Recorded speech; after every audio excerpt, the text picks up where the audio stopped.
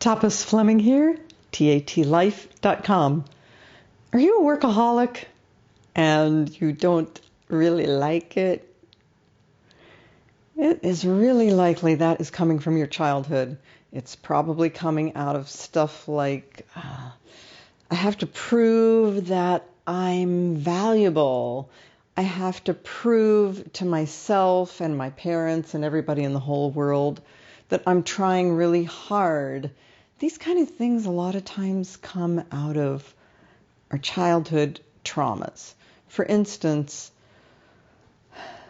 if things were really bad at home, you might have just decided, I am going to totally go for it at school. I'm going to prove that I'm really somebody. I'm really someone worth paying attention to, someone who has some value. This is like so typical if you were treated like you had no value at home. You were abused. You were just treated like dirt, basically.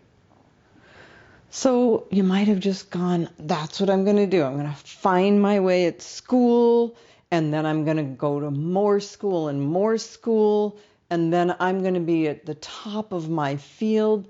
And you might just be living your life working so hard because of what happened when you were little. So I'm just encouraging you to take a look at childhood traumas, also called adverse childhood experiences or ACEs, and just work hard on those. Go for that.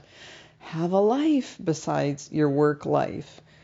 I want you to feel and experience within yourself you are valuable, and you don't need to prove it to anybody, including yourself, just to feel your own absolute value, and that you deserve to have a life outside of work.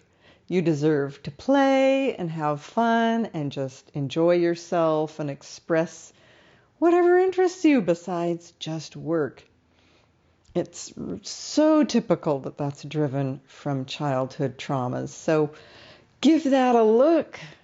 It's so easy to clear that stuff up with TAT. Thanks for listening, and see you next time.